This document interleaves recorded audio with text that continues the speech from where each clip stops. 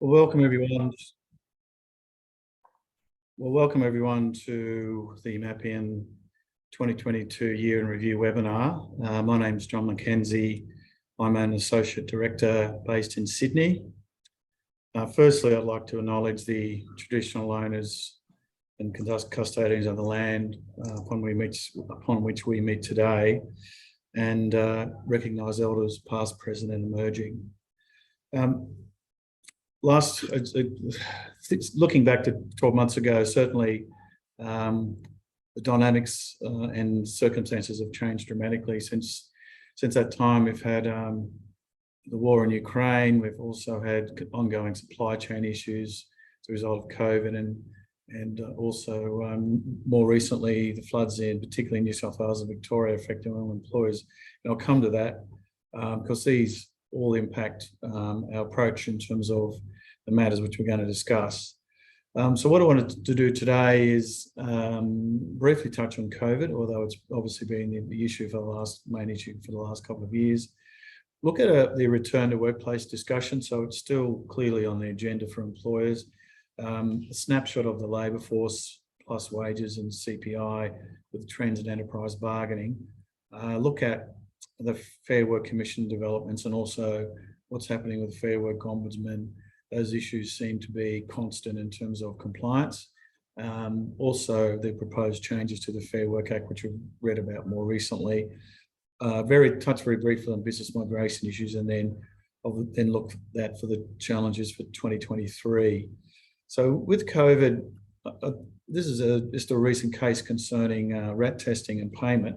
But it's the emphasis here that it's important that employers, with infections increasing, continue to monitor their COVID policies and also monitor relevant state public health orders for compliance.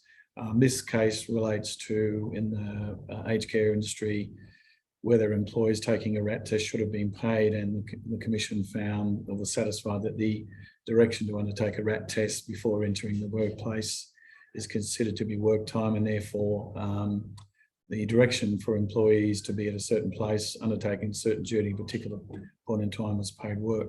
So that's just worth noting in relation to that particular point. But I think, as I said, just emphasise that employers are still aware and applying their policies and taking note of relevant public health orders.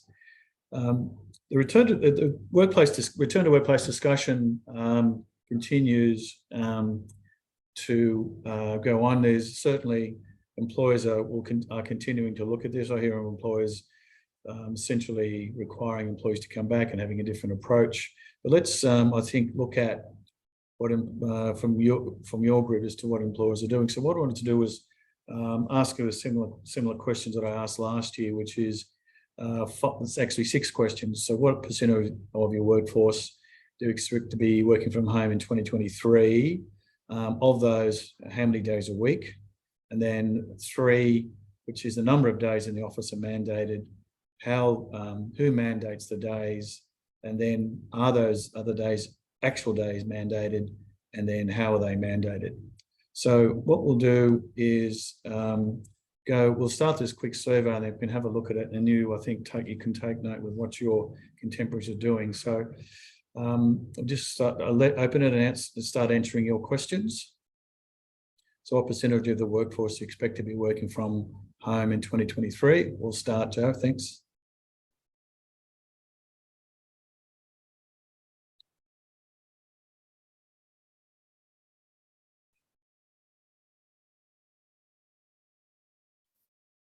So anybody there voting?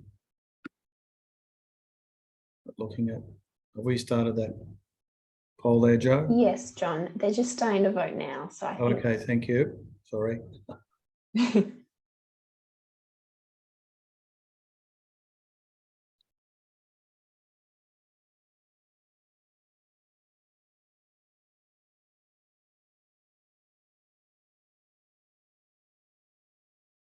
Or just let me know, Joe, when we've got the results through, we can do a quick analysis. No problem. I've just still got a couple people voting, but I will end it shortly. Yep.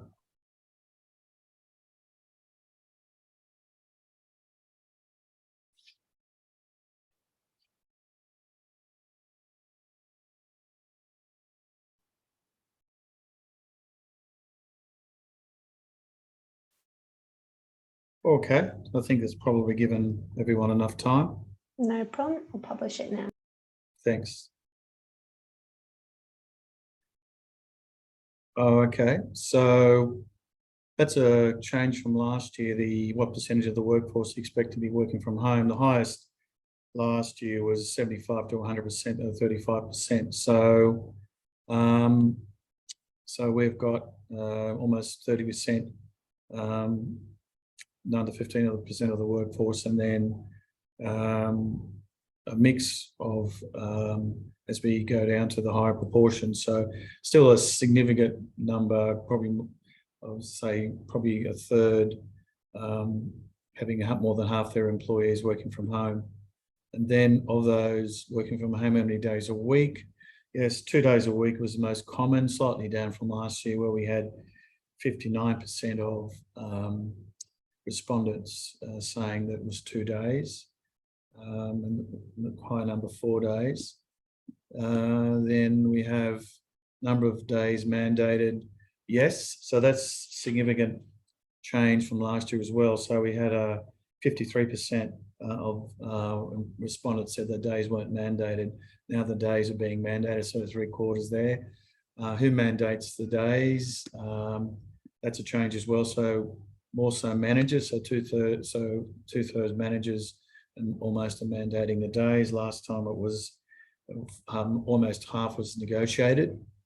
Actual days worked mandated. Yes.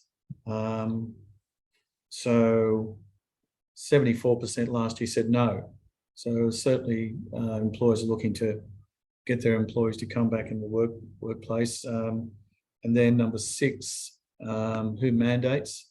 So in this case, managers. So significant change from last year where more than half said they were negotiated. So certain change, you can see the trends. Employers are looking to get as much as far as possible their employees to come back into the workplace, as we can see. All right, thank you, Joe. All right, so we'll move on, if you don't mind. So what do I do to get out of here? Okay. All right, the labour force. So quick snapshot of the labour force. So just over 13.5 million persons employed. It's up over 5% from September last year. So no surprises there really. So full-time employment, a slight increase. However, part-time is down. But I think you'll find that the real changes are in the underemployment areas. So unemployment is at historical low levels again, 3.5%. It's down from September 2021. No surprises there. So the underemployment rate is significantly down from last year as well. That is, underemployment is those that are looking for more work, essentially more hours. Unemployment is highest in South Australia and Tasmania, and lowest in New South Wales. You can see the other states there. And underemployment is highest in South Australia and lowest in Victoria. So the underutilisation rate, which is essentially those that are unemployed and underemployed, is low as well at 9.6%, which then translates into the participation rate, which is certainly up from last year. So overall, at almost 2% from September 21. The highest participation rate there you can see is in Western Australia, and then the figures are there for New South Wales, Victoria, and Queensland. So no surprises then that the monthly hours worked have increased almost 5% from March, should be 2021. Significantly, almost 10% of the workforce have changed jobs in the 12 months to Feb 22. That's the highest annual rate in 10 years, since 2012. And the highest turnover is in professionals, and then you can see there the other classifications, trades and trade workers, and then community and service workers. The lowest is in those classifications there, which include machinery operators, drivers and labourers. So when you look at what that means in terms of your overall workforce. So you've got more than half, 55% of employees that have been in their role for less than 5 years, 21% for less than 12 months. So significant in terms of the workforce movements. So, and then there's 45% of workers in their current job for 5 years or more. So worth taking note of in terms of your attraction and retention. Now these figures of trade union membership, they're probably a couple of years old and we haven't been able to get any latest statistics from the ABS. So at the moment, 14% of the workforce are trade union members, with the highest in education and training, then public administration, excuse me. With union membership, excuse me, higher in the older age brackets, so highest in 60 to 64. You can see there the highest union percentage in occupation of the professionals and community service workers. So job vacancies, no surprises here for you, but just have a look at the overall stats. So the private sector increase of 40% to 425,000 in the year to August. There's over 26% of businesses reporting at least one vacancy. The highest is in the Northern Territory, the lowest is the ACT. You can see the other states there. And the highest percentage of vacancies in combination food services goes to issues employers are having with students and also overseas students, I should say, and also migrant workers. And then the other categories there: public administration, healthcare, and assistance, and so on. So the highest reasons for vacancies, no surprises, replacement, resignation. They go to the turnover that's been occurring in the workforce generally since beginning of this year, really. And then of course the increased workload is the secondary reason. In other words, increased business is another reason for vacancies.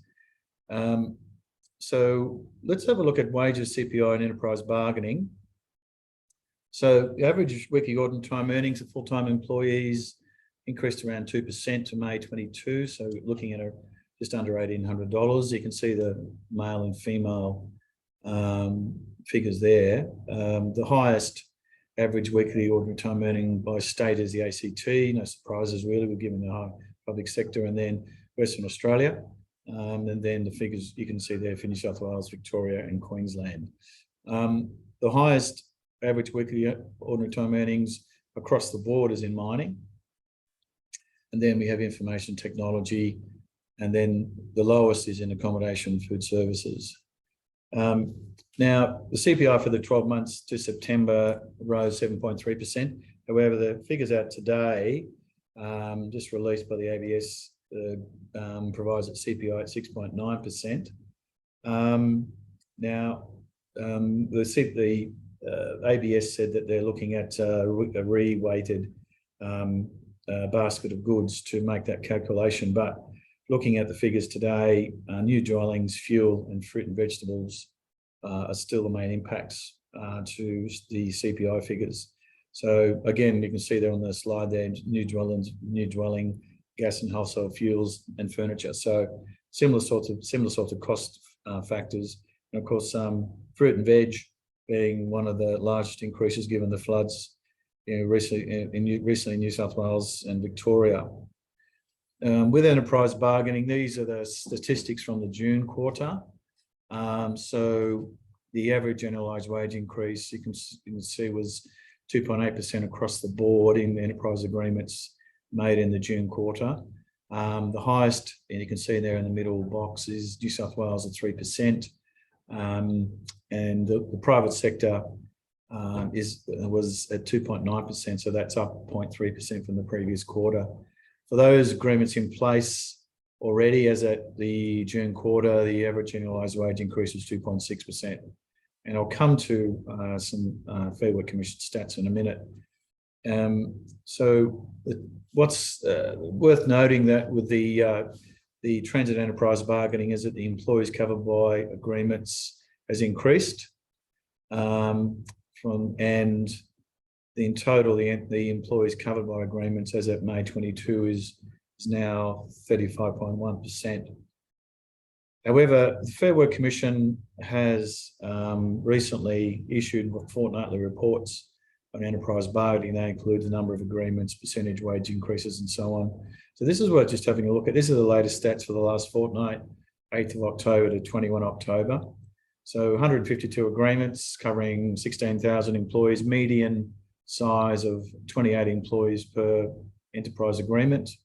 Worth noting, this will come to manufacturing, but the average annualised wage increase was 3.5%, well in excess of the June quarter figures, and then the previous fortnight was 3.9%. A small number of applications have wages linked to CPI, which is 4%. In terms of how those wages are passed on, the highest wage increase is on commencement for 23% of agreements. A third have constant wage increases over the life of the agreement, and 18% have non-quantifiable wage increases. So, for example, where the increases are tied to some sort of productivity or performance, which are spelled out in the agreement. Just in terms of the agreements at the time, so the largest industries covered in these stats were aged care. There's 2 of those, and that's 3.8%. And then we had 1 hospitality agreement at 3.5%, 5 health and welfare agreements at 3.7%, and then manufacturing at 3.6%. So worth noting there in terms of, as I said, the June quarter stats are almost looking back, and these fortnightly Fair Work Commission statistics are worth noting. Importantly there, the protected action ballot order applications of 65, that's actually above the five-year average. And I'll come to Parvo applications because it looks like enterprise bargaining is going to take off again. Worth noting that SEEK statistics were over the weekend, released over the weekend, I should say. The source will change that for when we send it to you, which will be one of your questions. So SEEK posts these stats. This is a measure of growth in advertised salaries for the jobs posted on their website. So 4% growth in all jobs advertised in the 12 months, October to October 22. Highest by state, so is Tasmania, then the lowest is the ACT, and you can see the other states there. In terms of classifications, trades and services was the highest, and then you can see other classifications, administration and office support and manufacturing. And then the lowest you can see there on the right, which is government, advertising, consultancy and education and training, which is slightly gone backwards. Also worth looking at Fair Work Commission matters and what's happening in the general industrial relations scene. So unfair dismissals remain the most of the applications heard by the Commission, so close to 40%, up slightly from last year. But look at the growth in general protections. So general protections is where the real growth in post-termination applications are made. So look up more than 20% from 2021. So they're growing. If you add the two together, you're at 19,000. So that's certainly growing the general protections area in terms of applications for employees, post-termination employees. The anti-bullying dropped significantly, so down 90% from the previous year. In terms of numbers of applications for agreements, a 20% increase from the previous year. Applications to terminate agreements decreased, so down, but applications post expiry down, but those number of applications to terminate an agreement during its life increased by 40%. Probably a reflection of certain businesses finding it difficult in the pandemic, and that's a reflection of what's happened in the financial year from June 21 to June 22. So the time period of Fair Work Commission approval for agreements has decreased. Now the median time is 12 days. So certainly that was a major inhibitor for employers, the time it takes to get an agreement approved. Looks like that's the Fair Work Commission has addressed that. The number of protected action ballot order applications has increased significantly in 2021 up 38%, and as you can see from the fortnightly stats, that is continuing. And then disputes about agreements, which is the Section 739 application of the Fair Work Act, where there's a dispute about the term of the agreement, that's up by just over 8% from the previous year. Stand downs are down. No surprises there, because there were certainly a high number of stand downs during the course of the pandemic, and so they're down more than about a third, I should say.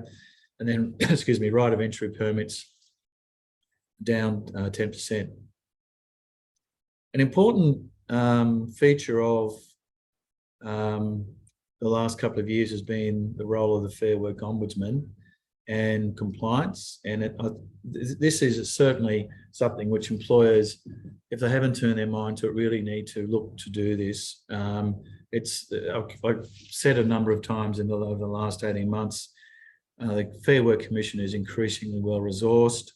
There's record amounts of money which is recovered, record number of employees which those are entitled to, and also there's increased number of targeted compliance activities. So there's also, you can see the court ordered penalties there and compliance notices issued, so and infringement notices. So certainly Fair Work Ombudsman very active in these areas. Quite often these matters will either be activated by an employer notifying the Fair Work Commission itself in terms of a breach or an employee complaint. So the priority sectors really haven't changed from last year. So as they look to 2023, so they're looking to continue to support workplaces, sport and small business. However, the sectors are the horticultural, fast food, restaurants, cafes, and vulnerable workers. And there's a corporate underpayments section in the Fair Work Ombudsman now. And of course, sham contracting, contract cleaning is another sector they're looking at. So the corporate sector, the Fair Work Ombudsman has established what's a large corporate branch, and that's been significant because of increases in corporate self-reporting. There's essentially $275 million which was recovered last financial year, and more than 2/3 of that was self-disclosed to the Fair Work Commission by large corporates. So you see that in the press, in the industrial press regularly. And these two of the largest employers of Australia were taken to the court, taken to court by the Fair Work Ombudsman, Commonwealth Bank and Coles. So intelligence-led audits are a feature of recovery from the Fair Work Ombudsman. So there's also targeted, there's surprise audits, targeted compliance work. So there's a significant number of underpaid employees in recovery there. In terms of the audits, the non-compliance over the last couple of years with audits has been fairly constant. It's only dropped down a couple of %, but the common contraventions haven't really changed over the last couple of years.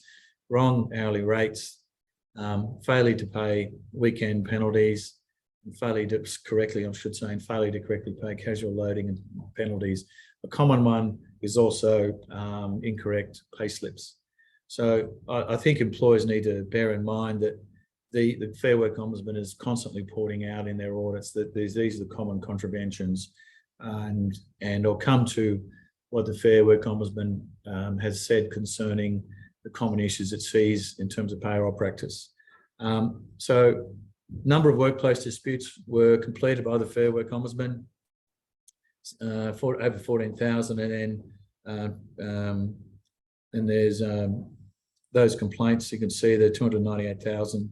A majority come from the employees or their representatives. So the unions are making complaints with the Fair Work Ombudsman about underpayment and other matters.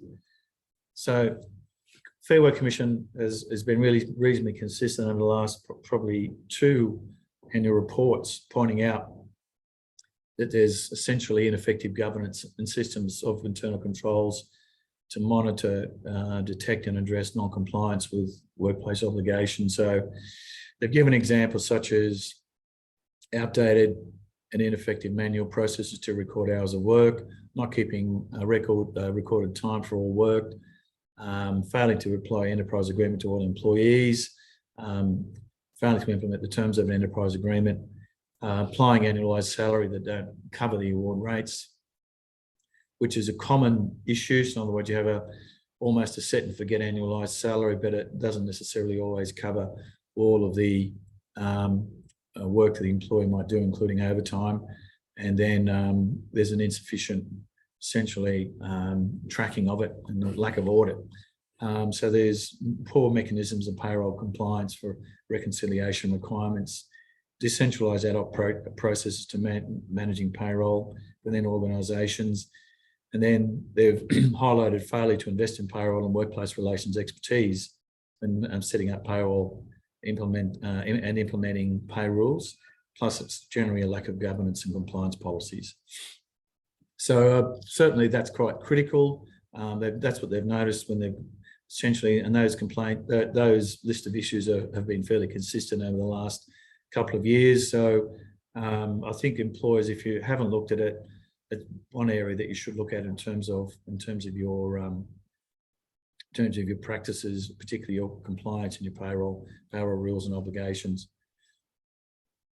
So here we are. So changes to the Fair Work Act. You would have read the changes to the Fair Work Act in the new bill recently. So the Secure Jobs Better Pay Bill, that's what it's known as. That legislation was tabled in Parliament. A bill, sorry, was tabled in Parliament a couple of weeks ago, been the subject of a lot of conjecture in the press, plus also debate within Parliament. You would have heard the unions talking about it's nothing to worry about, effectively, and employers saying that there's a real cause for concern.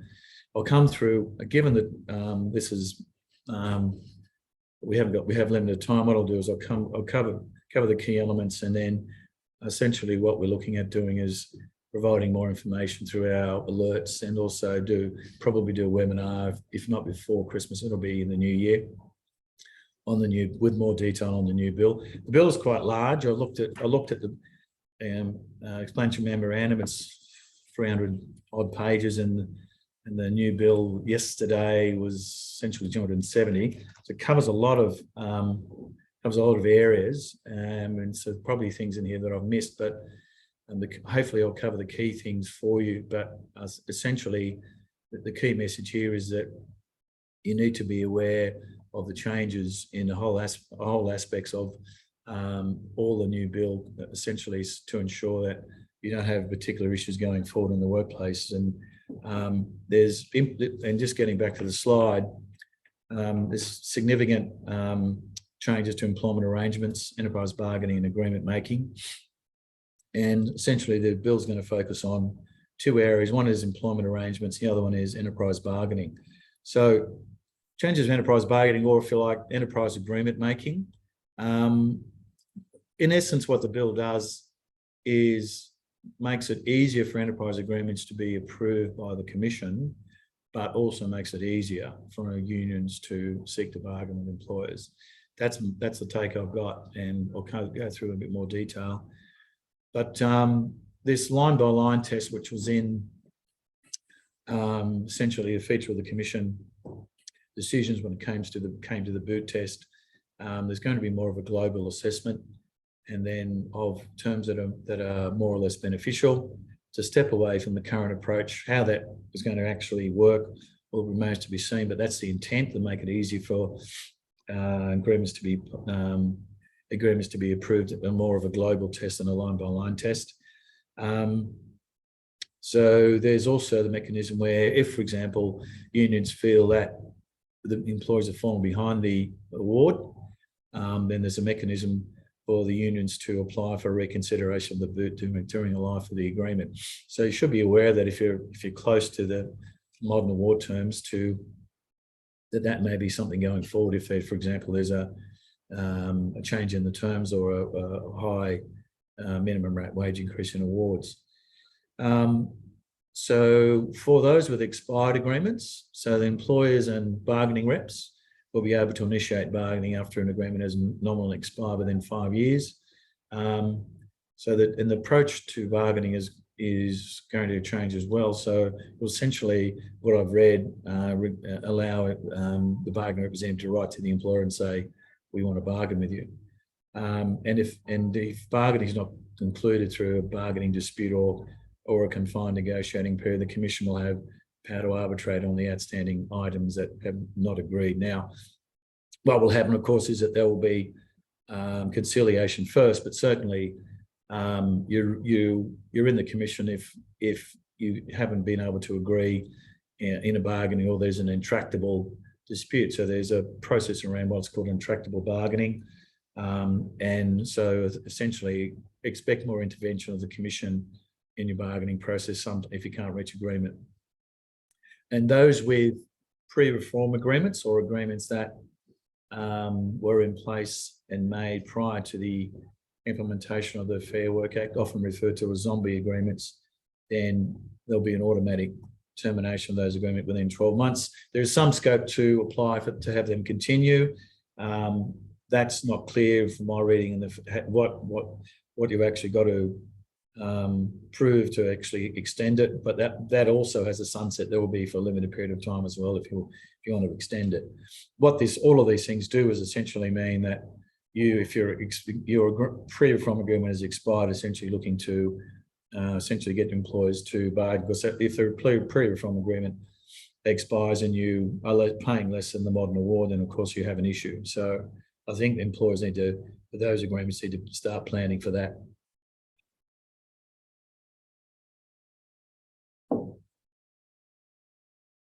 So I call this a brave new world. As I see this, those that were around in the 1980s will remember the industry-wide union campaigns where an union official would essentially walk into the employer's establishment and with essentially a list of common claims, which they would look to see across the industry, table that as a common claim and go to the next employer down the road. This essentially is one of the prospects here.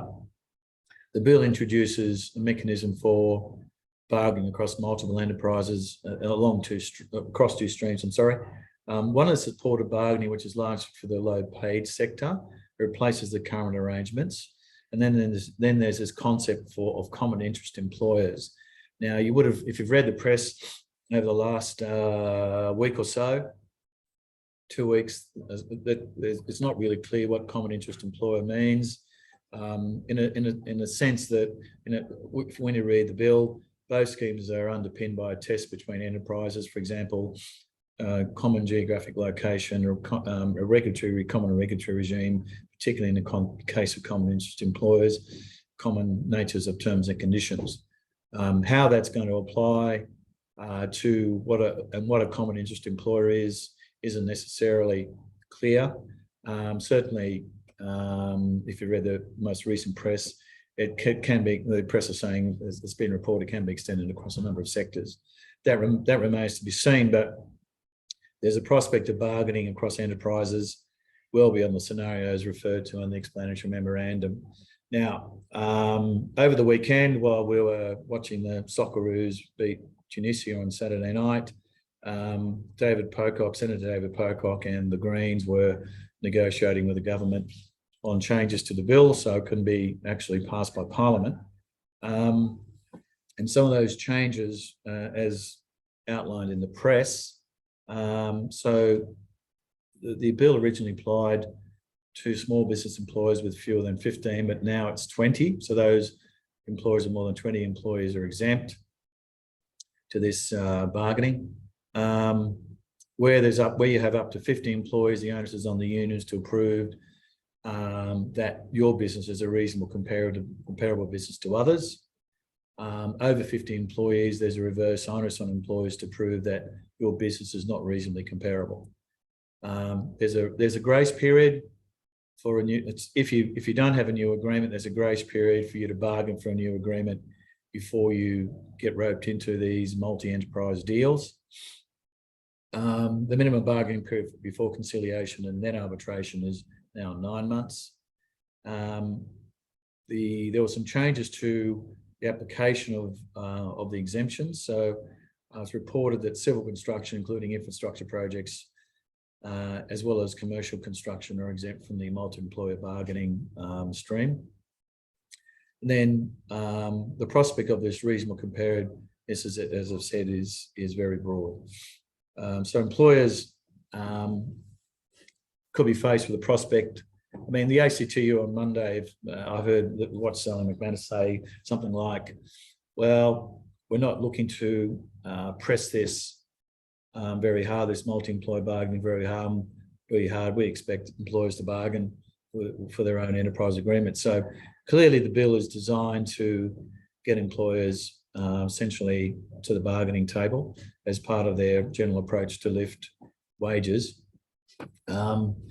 However, I mean, all you have to do, if you think back to if you've been around, think back to the 80s, all it takes for a union official or union to say, these are our common claims across this industry sector, and roll that out to employees as their agreements expire. And by the way, if you don't agree to our common claims, then we'll see you in 9 months. I can see that prospect. Whilst the unions are saying there's nothing to worry about here, I think the employers should be looking to start to plan for if your agreement has expired or is about to expire, or you don't have an agreement, then I'll look to plan for some sort of bargaining next year. So also significant changes to other parts of employment. So the bill is as I said, the bill is fairly broad. Other points are that there is a limitation on the fixed term contracts. So essentially it's 2 years or 2 consecutive contracts, whichever is the shorter. So you can't have a fixed term contract more than 2 years effectively. Flexible work arrangements have been expanded. There's currently provisions in the Act which deal with flexible work arrangements and a dispute resolution procedure, but there's new grounds. So they include family violence and aligning with circumstances to access to family violence and domestic violence leave. So that's the expansion. So, but it was there. So if the onus is on the employer to demonstrate also that it is why essentially can't agree to a request for flexible work in accordance with the legislation. So if you need advice on that, certainly contact us. There's a respected work amendments to the Act. So they aim to to strengthen protections against sexual harassment and gender-based discrimination. There's a disputes mechanism which has been introduced through the Fair Work Commission. There's currently stop orders available, but certainly a disputes mechanism as well, which deal with disputes around sexual harassment. The gender protections provisions, when it deals with anti-discrimination, have also been expanded. So currently it's matters such as age, sex, marital status, religious beliefs, and so on. It's been expanded to breastfeeding, gender identity, intersex status, and enterprise agreement provisions to allow enterprise agreements to contain special measures to achieve equity. So certainly that's a consideration in your bargaining as well. The bill reinforces the changes to family and domestic violence leave, providing for 10 days leave, and essentially the new objectives in the Fair Work Act, which I should have started with, promote job security and gender equity in the workplace as well. So introduces new objectives, I should say. Very quickly on business migration issues, worth covering. This is just a snapshot of what Sarah Pettit, our business migration associate director, addressed clients with a couple of weeks ago. But in the federal budget, there's certainly been changes to an increased allocation over the next couple of years in terms of resourcing. So offshore centres will continue. The additional staff or additional case officers to clear the backlog, and then there's an increased number of places under the permanent migration program, an additional 3,000 announced in October. There's the new permanent Pacific engagement visa, and then there's Labor expanding the Pacific Labour Mobility Program. And the Jobs and Skills Summit, certainly what came out of that, there was essentially a number of matters highlighted there, submissions to the Jobs and Skills Task Force, which is due today, in fact. So if the areas identified for potential changes and what was certainly the government was looking for the interested parties to make submissions on are listed there at the bottom. But the immediate actions were to increase permanent migration program from 160 to 195,000, increase funding to support recruitment of additional case officers to help in ease processing backlogs. Then there's increase in post-study work rights and recent graduates with degrees in areas of shortage, I should say, and then relaxing the work fee restrictions for student visas holders until 2023, which is essentially more hours they can work. So what does that mean for 2023? Well, a lot. So as I've said at the outset, and dealing with enterprise bargaining with employers, what's impacting you is also impacting employees. If their supply constraints and that's your input costs and the input availability costs. In other words, you can't get things and everything you get, it costs more, which leads into CPI pressures partly, but also you've got, as I said, the war in Ukraine, which has impacted energy prices, plus the recent floods. You've got labour constraints given the level of unemployment and managing workforce expectations. So how to deal with the workplace culture as well as employee salary expectations. Given that, also on top of that is the changes to the Fair Work Act, which is essentially driven by the labour movement to look to get wages moving. You've got to monitor COVID, given the increase in cases.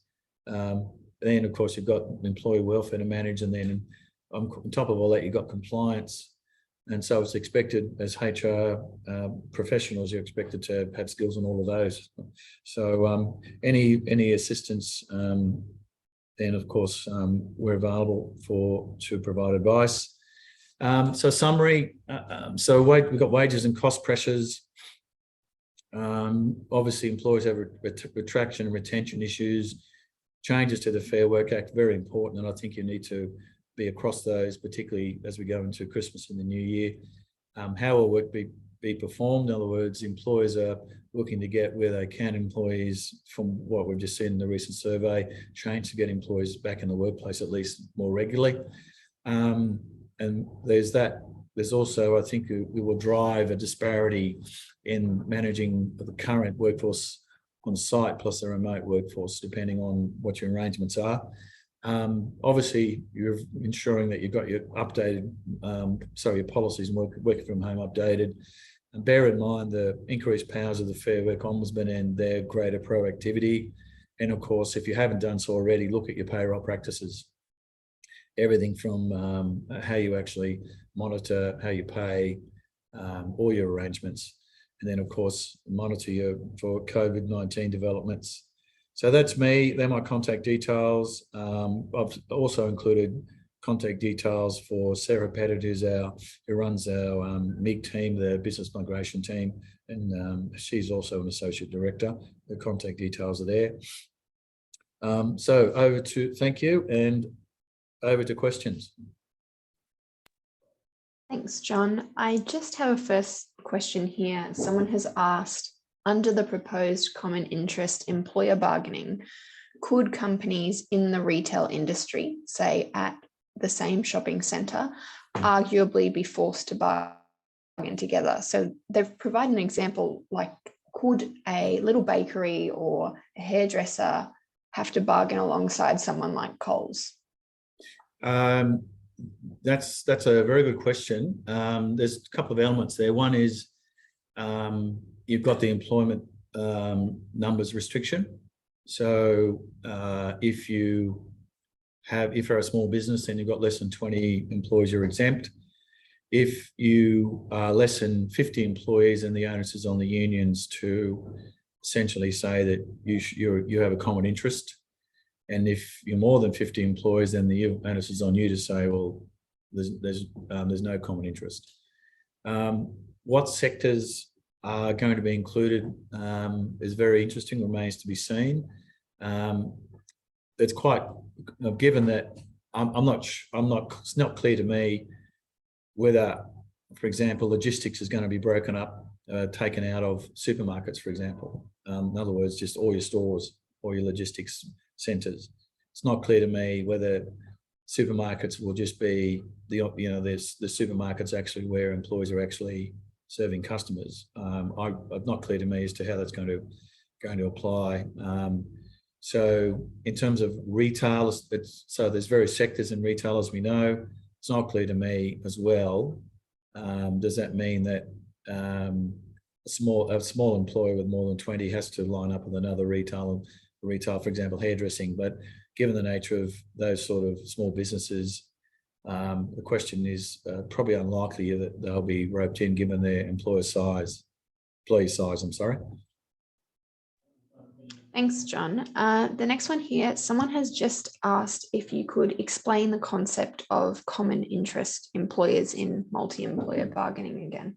Yeah, well, at the moment, sorry to laugh, but at the moment it's not clear, but as I've indicated in the presentation, where are we?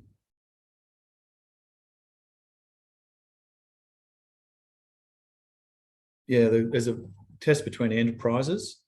So it's not clear how it's going to be applied, but for examples given for common interest in the the bill, the geographic location, the regulatory regime, whether the same regulatory regime applies, and whether there's common terms and conditions. Now, in terms of common interest employers, there's various processes that looks like there's going to be various processes to go through. There's looks like there's going to be certainly if there's a single interest authorisation, common interest to employers. So it looks like there's so there'll be a couple of steps to go through. And then I'm sure there'll be opportunity for employers to sort of, I guess, oppose that. There's also the opportunity if there is, so an employees in common interest area may be able to vote to be roped into a common interest agreement as well. So, so I think that it's not clear, and so I think there's going to be a lot of debate, and certainly probably a couple of test cases to determine how it's actually going to work and what sectors it's going to apply to. Because clearly it's not clear to me. And in terms of the steps taken, it looks like there'll be a couple of steps that got to go through if employees want a single interest employer authorisation. So and the union can a union covered by an agreement can apply to have that agreement applied to a new employer and subject to the common interest criteria. So it's not just if you actually are doing nothing, that's probably not the ideal space to be in, because it could mean that you could get if the common interest scenario is actually clarified, then it could mean that you could be roped in by virtue of an application by the union. In other words, essentially they'll demonstrate the employees want to be roped into this common interest agreement, and that's something that actually could happen. Thanks, John. Following on from that, you're just talking about getting roped into agreements. A participant has asked, they have about 50 employees. Would you recommend that they engage in their own enterprise bargaining process to avoid being roped into agreements that they have sort of less control of? Yeah, I think that's something employers need to give some serious thought to. If you don't have an agreement or your agreement's expired, I've just gone through, so there's every chance that you'll be approached firstly by a union or a bargaining representative, I should say, to bargain. There's every chance then if you don't bargain, then there's every chance that it'll become clear as we go through the course of 2023 that you could get roped into a common interest an agreement towards the end of next year. As I said, there's a 9-month grace period from the end of the bill. Where is it? Yeah, the grace period to bargain before being roped into a multi-enterprise agreement is 9 months. So it would be, I think, important for employers to look at what is their wages and labour strategy going to be going forward, given that there's a prospect, if you have no agreement or an expired agreement, that a bargaining representative or employees want to bargain with you, then you may want to take the initiative and then start bargaining. That will be part of your labour strategy for the immediate future. Thanks, John. I just have another question. This one goes back to sort of payroll records and compliance. They've just asked, what is the stance? Can we pay an all-inclusive rate with no breakdown aside from overtime on payslips, or does there need to be a breakdown? Well, I think that goes back to, where are we?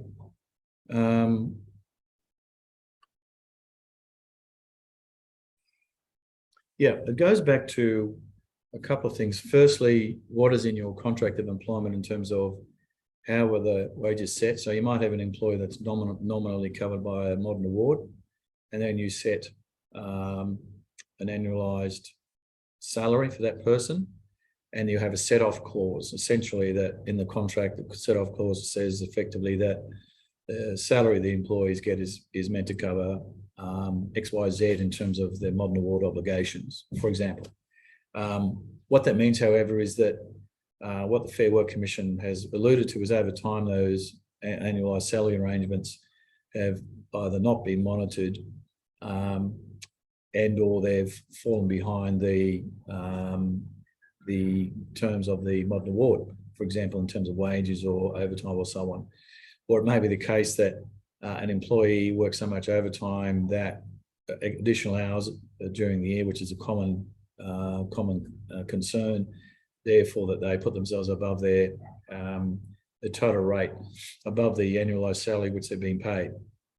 So I think that it's important that employers, as a minimum, put in place some sort of annual audit for those employees that are on annualised salary, where they could be nominally covered by a modern award, to ensure that they are compliant. And that would be primarily looking at, one, their annualised salary, two, their hours worked, including hours outside the normal 38 additional hours, and plus weekend work and shift penalties. Thank you. I have another question staying on the compliance side of this. Is there a rule or threshold for self-reporting underpayments? Can an employer fix underpayments without notifying Fair Work? I guess there's nothing stopping you from doing that. If you did that, then you would want to advise the employees that these are the underpayments, and this is how we're going to do to fix it. There's always the downside. The employee may decide to make a complaint to the Fair Work Ombudsman, and you'll have an audit. I think you need to have a look at the extent to which there's a breach or concern before you make any decision on that. It may be something minor, such as underpayment of a meal allowance or something, versus significant underpayment in terms of overtime or weekend penalties, or the common concern in employees, as outlined in the slide there, that common complaint is that the hourly rate's not being paid correctly, or there's weekend penalty rates not paid. So I think you would need to look at what your concern is, not necessarily a breach, but a concern is, before you actually make the call. Because sometimes if you try to fix it, put in its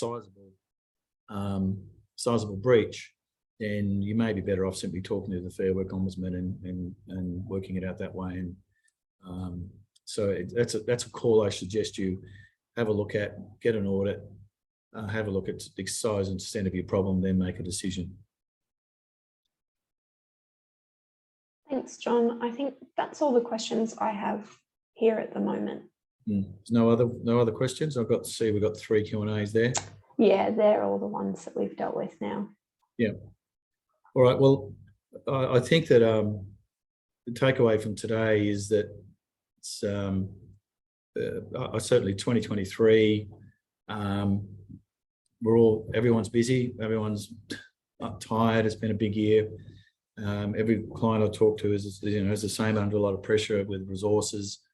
But I think we've got a couple of weeks till Christmas, and worthwhile sitting down and looking to set priorities for 2023 if you haven't done so already, and look to where you're going to be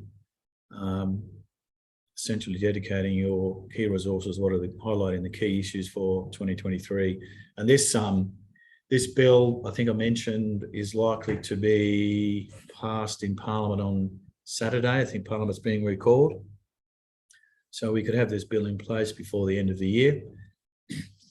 So employers, I think, should be planning now to look at what this actually means, putting aside discrimination and other provisions, what these enterprise bargaining changes actually mean for me as an employer. What should I be doing? What should I be putting in place? And of course, it's important, given that that's alongside everything else. You've got all your cost pressures, and you've got to manage staff expectations and so on. But it's also then, all right, what does this really mean? Am I really affected? If I'm going to be looking at wage increases for the next financial year, what is my labour strategy? What are my costs?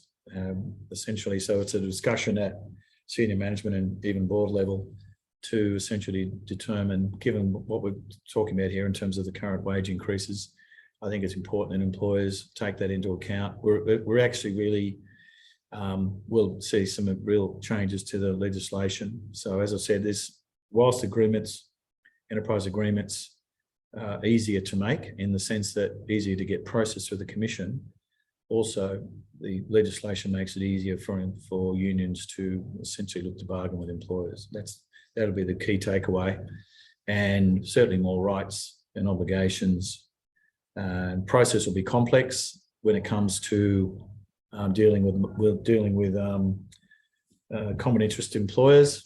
Certainly, it's not clear to me, and I think the process is going to be complex and be a certain number of steps that will be required to be taken. But once we start getting down that road, I think that you don't want to be roped into that scenario. So I think that essentially takeaway from this is look to try and get as much control over your own agenda as you can.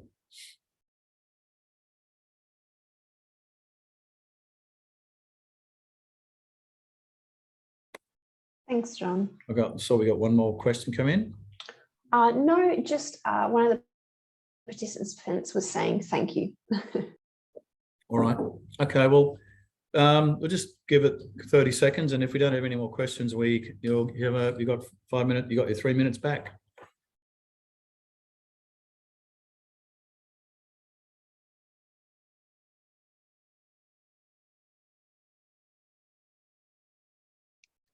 Okay. Well, thanks everyone.